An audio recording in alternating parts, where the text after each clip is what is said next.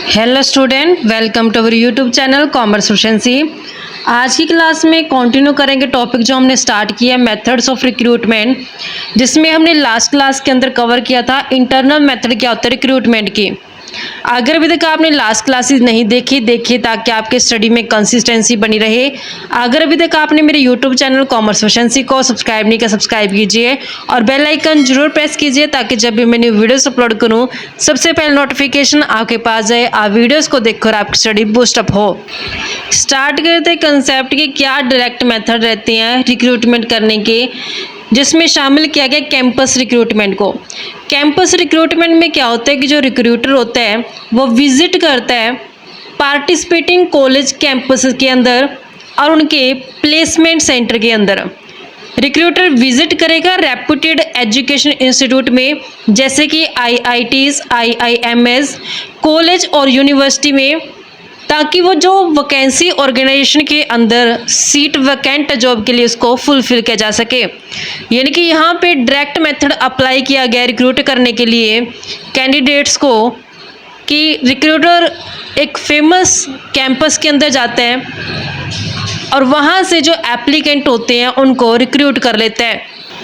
जो job seeker होते हैं, जॉब सीकर ये वो कैंडिडेट होते हैं जो जॉब को ढूंढ रहे होते हैं, और जो रिक्रूटर होता है, रिक्रूटर ये वो पर्सन होता है जो जॉब की वैकेंसी को फुलफिल करने के लिए रिक्रूटमेंट प्रोसेस करता है। तो यहाँ पे जो जॉब सीकर होते हैं, जो रिक्रूटर होते हैं, वो आपस में एक्सचेंज करते हैं इंफॉर्मेशन को, ताकि जॉब सीकर को जॉब मिल जाए और रिक्रूटर को रिक्रूटमेंट के हेल्प से, डायरेक्ट रिक्रूटमेंट की हेल्प से जो जॉब वैकेंसी जो फुलफिल हो जाए। जो प्रिलिमिनरी स्क्रीनिंग होती है वो कैंपस के अंदर ही कर ली जाती है, और जो शॉर्ट लिस्टेड स्टूडेंट होते हैं उनको बाद में सिलेक्शन प्रोसेस के लिए रिमाइंडर भेजा जाता है। यानी कि जो देखो, हम जानते हैं कैंपस के अंदर स्टूडेंट्स तो बहुत सारे होते हैं, लेकिन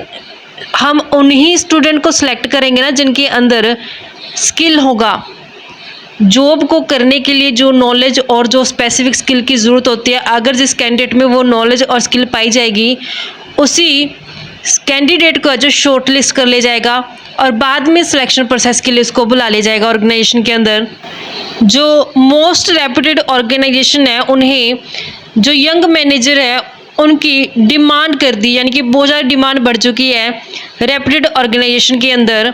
तो रेप्यूटेड ऑर्गेनाइजेशन जैसे कि Hindustan Lever limited, Procter and Gamble, Citibank, state bank of India, Tata and Birla group company, ये क्या करती हैं? ऑर्गेनाइजेशन विजिट करती हैं IIM में और IIT में, रेगुलर विजिट करते रहते हैं। इवन ये स्पॉन्सर भी करते हैं पॉपुलर कैंपस एक्टिविटी को, ताकि ये गुडविल है जो कमा पाएँ जॉब मार्केट की। जो एडवांटेज होते हैं इस मेथड के, क्या एडवांटेज रहते हैं कि जो placement centre help locate applicant and provides resume to organisation, कि जो प्लेसमेंट सेंटर होता है, प्लेसमेंट सेंटर का काम क्या होता है कि जो कैंडिडेट जॉब ढूंढ रहे होते हैं ना, जॉब सीकर्स होते हैं, वो अपना रिज्यूम दे जाते हैं, ताकि जब ऑर्गेनाइजेशन के अंदर कोई वैकेंसी आए तो ऑर्गेनाइजेशन कांटेक्ट करेगी किसके साथ? प्लेसमेंट सेंटर के साथ, क्योंकि प्लेसमेंट सेंटर को पता है कि कौन से कैंडिडेट है जो अभी जॉब सीकर है, ताकि उनको जॉब दिलाई जा सके। और ऑर्गेनाइजेशन को पता है कि अगर हम प्लेसमेंट सेंटर की हेल्प लेंगे तो हमें आसानी से जो रिक्रूटमेंट हो जाएगा। एप्लीकेंट कैन प्री स्क्रीन्ड, तो यहाँ पे जो एप्लीकेंट होता है उसको प्री स्क्रीन किए जाते हैं। जो applicant will not have to be lured away from, जो कि एप्लीकेंट होते हैं जो उनकी पुरानी जॉब होती है उनसे वो बहला फुसला के नहीं अपनी ऑर्गेनाइजेशन के अंदर लेके आते। यानी कि अगर एक पर्सन, एक एम्प्लॉई ऑलरेडी किसी अनदर ऑर्गेनाइजेशन के अंदर काम कर रहा है, तो हमने अपनी ऑर्गेनाइजेशन के अंदर जो वैकेंट सीट है उसको फुलफिल करना है, तो हम उस एम्प्लॉय को जो ऑलरेडी वर्किंग पे किसी अदर ऑर्गेनाइजेशन के अंदर उसे बहला फुसला करके नहीं लेके आएंगे। वो अपनी मर्जी से हमारे ऑर्गेनाइजेशन के अंदर आना चाहे तो आ सकता है। लेकिन यहाँ पे कैंपस रिक्रूटमेंट में नेगेटिव पॉइंट क्या रहता है, क्योंकि यहाँ पे जो पर्सन होते हैं, जो पीपल होते हैं, वो लिटिल या फिर नो वर्क एक्सपीरियंस के होते हैं, या तो उन्हें वर्क एक्सपीरियंस होता ही नहीं है, अगर होता तो बहुत कम वर्क एक्सपीरियंस होता है। तो ऑर्गेनाइजेशन को क्या करना पड़ता है? पहले उसे ट्रेनिंग देनी पड़ती है। हायरिंग करने के बाद जैसे उसे हायर किया एप्लीकेंट को, क्योंकि उसे वर्क के बारे में कोई भी नॉलेज नहीं है, कैसे काम करना है, तो उसे पहले ट्रेनिंग दी जाती है। It demand careful advance planning, looking into the placement weeks of various institutions in different parts of the country। तो जब भी रिक्रूटमेंट की जाती है बिल्कुल प्रॉपर तरीके से एडवांस में प्लानिंग की जाती है, प्लेसमेंट वीक को देखा जाता है और अलग अलग जो पार्ट्स है कंट्री के वो भी देखे जाते हैं। क्यों? क्योंकि अगर हमने ऐसा एप्लीकेंट है जो अपॉइंट कर लिया, हायर कर लिया, जो बहुत दूर से आता है, तो उसके आने जाने का खर्चा भी ऑर्गेनाइजेशन को उठाना पड़ेगा, ट्रेनिंग भी देनी पड़ेगी, तो सारा उसका जो खर्चा होगा वो बहुत महंगा पड़ जाएगा ऑर्गेनाइजेशन को। तो सब चीज़ें ध्यान में रखते हुए ऑर्गेनाइजेशन ने जो एक एप्लीकेंट को हायर करती है। जब भी कैंपस रिक्रूटमेंट की जाती है तो ह्यूमन रिसोर्स डिपार्टमेंट द्वारा ये अच्छे से ध्यान रखा जाता है इस बात का कि जो रिक्रूटर है उसको नॉलेज है जॉब के बारे में, जो वैकेंसी फुलफिल की गई एम्प्लॉय द्वारा क्या उस एम्प्लॉय को उस ऑर्गेनाइजेशन के बारे में पता है, उस जॉब के बारे में पता है, क्या उसमें अंडरस्टैंडिंग है कि वो इफ़ेक्टिव इंटरव्यू स्किल है उसके अंदर, एक एम्प्लॉय के अंदर। तो कैंपस रिक्रूटमेंट है जो एक आसान काम नहीं है, क्योंकि कई बार क्या होता है बहुत सी कॉमन मिस्टेक्स हो जाती हैं जिस कारण से जो रिक्रूटर होता है वो मतलब कि गलत रिक्रूटमेंट कर बैठता है। तो इसीलिए ह्यूमन रिसोर्स डिपार्टमेंट को है जो ध्यान करके बिल्कुल अच्छे से रिक्रूटमेंट है जो की जाती है। नेक्स्ट आता है कि अब गाइडलाइंस क्या होनी चाहिए जब भी कैंपस रिक्रूटमेंट की जाती है, तो किन बातों को ध्यान रखना चाहिए। सबसे पहले शॉर्ट लिस्ट कैंपस। अब हम जानते हैं कि बहुत सारे कैंपस होते हैं, उनमें से शॉर्ट लिस्ट की जाती है, कैंपस को सिलेक्ट किया जाता है कि कौन सा कैंपस सबसे फेमस है, कौन सा कैंपस है जो अपने बच्चों को प्रॉपर तरीके से एजुकेशन दे रहा है, ट्रेनिंग दे रहा है, अपने बच्चों को अच्छे से वो कैंपस के अंदर जो पढ़ाई है और जो उनका डिसिप्लिन है, जो उनकी मतलब कि एक कैपेसिटी है जो काम करने की, वो बढ़िया उसके ऊपर फोकस किया जा रहा है। तो उन कैंपस को शॉर्ट लिस्ट कर लिया जाता है पहले से ही, क्योंकि अब हर एक कैंपस के अंदर जाकर के रिक्रूटर चेक करे एप्लीकेंट को रिक्रूटमेंट करने के लिए, तो ये बहुत मुश्किल हो जाएगा, बहुत टाइम कंज्यूमिंग हो जाएगा। इस कारण से पहले से ही रिक्रूटमेंट करने से पहले ही रिक्रूटर क्या करता है, शॉर्ट लिस्ट कर लेता है कैंपस को कि किस कैंपस में हमने जाना है रिक्रूटमेंट करने के लिए, कि जिन कैंपस का करिकुला और स्पेशलाइजेशन मैच कर जाता है कंपनी की जो ज़रूरत है, कंपनी की जो नीड है उससे, तो उसको पहले से शॉर्ट लिस्ट किया जाएगा। जैसे यहाँ पे एग्जांपल गिवन है कि जो एशियन पेंट है उसने पहले इवेल्युएट किया है एजुकेशन स्टैंडर्ड जितने भी लीडिंग भी स्कूल्स हैं, उसमें शामिल किया गया कि क्या क्वालिटी है क्लासरूम एजुकेशन की, स्ट्रेंथ क्या है फैकल्टी की, और डेप्थ क्या है स्पोर्ट सिस्टम की, जैसे लाइब्रेरी, कंप्यूटराइज रेफरिंग एटल्स कितने हैं। इसके अलावा ये भी ध्यान दिया जाता है कि जो एंट्रेंस टेस्ट है उस स्कूल के वो कैसे हैं, ताकि स्टूडेंट का इंटेलेक्चुअल स्पीरियर पता लगाया जा सके कितने इंटेलेक्चुअल है, इंटेलेक्चुअल लेवल क्या है स्टूडेंट्स का जो स्कूल के अंदर एडमिट हुए हैं। नेक्स्ट आता है कि चूज़ रिक्रूटिंग टीम केयरफुली, कि जो रिक्रूटिंग टीम ये वो टीम है जो रिक्रूट करेगी एप्लीकेंट को, तो इस टीम को केयरफुली बिल्कुल अच्छे से ध्यान रखते हुए चूज़ किया जाता है ताकि रिक्रूटमेंट करते समय कोई भी किसी भी तरीके की गलती है जो ना हो। रिक्रूटिंग टीम के अंदर शामिल किया जाता है सीनियर एग्जीक्यूटिव को, जिन्हें कंपनी और जॉब के बारे में पूरी नॉलेज होती है।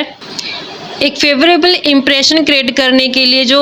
HCL टेक्नोलॉजी लिमिटेड का CEO है शिव नादरन ने खुद एड्रेस किया था स्टूडेंट को।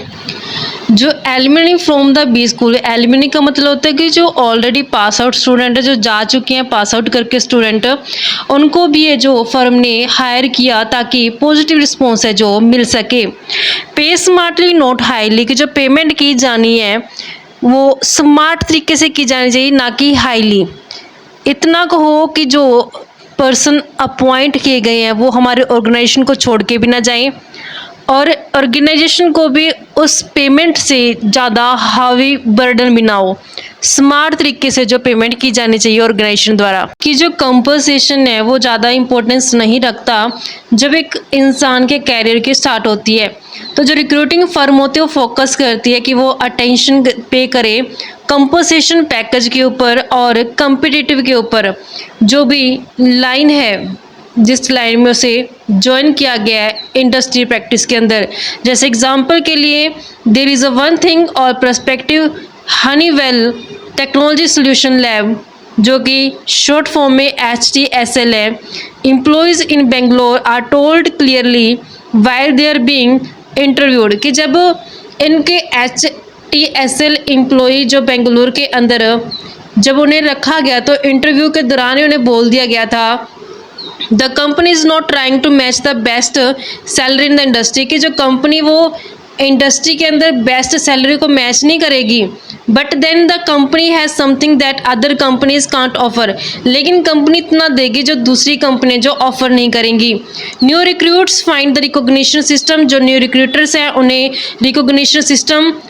के तहत जो अपॉइंट किया गया। The work culture and the learning opportunity a big attraction, क्योंकि आज के टाइम में अगर हम अपने खुद के पॉइंट ऑफ व्यू की बात करें तो आज के टाइम में सिर्फ हमें जॉब लगना इनफ नहीं होता, बल्कि हम देखते हैं कि हमारे लिए आने वाले टाइम में और कितना है जो ग्रोथ का ऑप्शंस है अवेलेबल किया गया ऑर्गेनाइजेशन के द्वारा। तो वही बात यहाँ पे बोली गई है कि जो न्यू रिक्रूटर्स होते हैं वो रिकॉग्निशन सिस्टम को फाइंड करते हैं और जो वर्क कल्चर होता है उनका, जो लर्निंग अपॉर्चुनिटी होती है उनके लिए बहुत अट्रैक्शन का कारण बनती है। तो जहाँ एक एम्प्लॉय को लगता है कि मुझे यहाँ पे लर्निंग अपॉर्चुनिटी है तो वो ज़्यादा अट्रैक्ट होगा ऑर्गेनाइजेशन को ज्वाइन करने के लिए। नेक्स्ट आता है प्रेजेंट ए क्लियर इमेज, की जो इमेज होती है ऑर्गेनाइजेशन की, जो कंपनी की इमेज है वो क्लियरली डिफाइन कर देनी चाहिए एक कैंडिडेट के सामने, ताकि किसी भी तरीके का जो भ्रम एक कैंडिडेट के अंदर ना रहे ऑर्गेनाइजेशन को ज्वाइन करने से पहले। कंपनी जैसे कि प्रॉक्टर और गैम्बल, नेस्ले है, इन्होंने क्या किया, क्लियर इमेज है जो अपने एम्प्लॉयज़ के सामने रख दी कि कैसे न्यू रिक्रूटर को है जो वो हेल्प करेंगे कैरियर को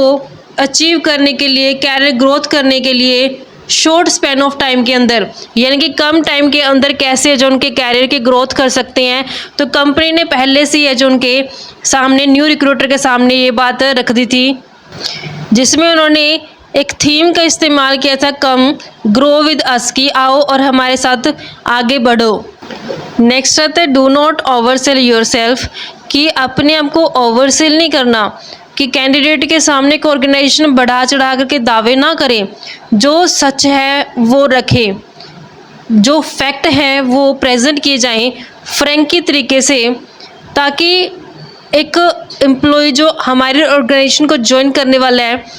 उसे पता हो कि मेरी परफॉर्मेंस को कैसे रिवॉर्ड किया जाना है और कैसे कॉम्पिटेंसी है जो मैं अचीव कर सकता हूँ केयरफुल तरीके से, जो उसके सामने बिल्कुल सही तरीके से एक ऑर्गेनाइजेशन को प्रेजेंट करना चाहिए अपने आप को, ताकि जो कैंडिडेट ज्वाइन कर रहे हैं हमारे ऑर्गेनाइजेशन को वो जो ट्रू और फाइन पिक्चर का जो देख सके ऑर्गेनाइजेशन की, ताकि उस कैंडिडेट को पता हो कि अगर मैं ये परफॉर्मेंस करूँगा तो मुझे इस तरीके से रिवॉर्ड किया जाएगा। तो ये बिल्कुल साफ साफ है जो बता देना चाहिए ऑर्गेनाइजेशन को अपने कैंडिडेट को ज्वाइन करने से पहले ही। नेक्स्ट आता है गेट इन अर्ली, जो लीडिंग कंपनी होती है वो ट्राई करती है कि वो पहले ही पहचान ले उन स्टूडेंट को, ताकि उनके साथ एक फ्रूटफुल रिलेशन है जो क्रिएट किया जा सके। फ्रूटफुल रिलेशन कैसे क्रिएट कर सकते हैं, जैसे समर ट्रेनिंग देके, putting the training in live project के अंदर ट्रेनिंग को पुट करके उसकी एबिलिटी को पहले ही असेस कर लो, ऑफ़र करो job offer on the spot, ताकि इससे क्या हो कि जो रिलेशन है कैंडिडेट का ऑर्गेनाइजेशन का वो फ्रूटफुल बन सके। स्कॉलरशिप ऑफ़र करो, endowing chairs, sending manager as coach to teach on campus, अपने ऑर्गेनाइजेशन के मैनेजर को भेजो कैंपस के अंदर ताकि वो टीच कर सके उन कैंडिडेट को जिन्हें सिलेक्ट किया जाना है ऑर्गेनाइजेशन के अंदर, ताकि एक अच्छा रिलेशन, एक अच्छा बॉन्ड है जो उन स्टूडेंट के साथ क्रिएट हो जाए ऑर्गेनाइजेशन का। नेक्स्ट है not everyone fits the bill, कि बाद में पछताने से अच्छा है, यानी कि पहले ही जो रिक्रूटिंग कंपनी क्या करे, वेरीफाई कर ले कैरियर प्लान को, aspirations and expectation of recruit elect को, और रीचेक कर ले हर एक चीज़ को प्रॉपर तरीके से जॉब ऑफ़र देने से पहले ही, क्योंकि बाद में पछताने से बेहतर तो यही है ना कि आप पहले से अच्छे से वेरीफाई कर लो कि क्या जिस एप्लीकेंट को सिलेक्ट किया जा रहा है कि क्या वो ऑर्गेनाइजेशन के लिए फ़िट है या नहीं है। अगर वो ऑर्गेनाइजेशन के लिए फ़िट है तो उसे ज्वाइन करवा दो, अगर फिट नहीं है तो जो भी आगे प्रोसेस रहेगा वो फॉलो कर लो। तो इस तरीके से हमारे पास ये पॉइंट बनते थे कैंपस मेथड। नेक्स्ट क्लास में कवर करेंगे इनडायरेक्ट मेथड क्या रहते हैं रिक्रूटमेंट के। ऐसे ही रेगुलर क्लासेस के लिए आप मेरे यूट्यूब चैनल कॉमर्स प्रोफिशिएंसी को सब्सक्राइब, लाइक और शेयर करें, बेल आइकन जरूर प्रेस करें ताकि जब भी मैंने वीडियोस अपलोड करूं सबसे पहले नोटिफिकेशन आपके पास जाए, आप वीडियोस को देखकर आपकी स्टडी बूस्ट अप हो।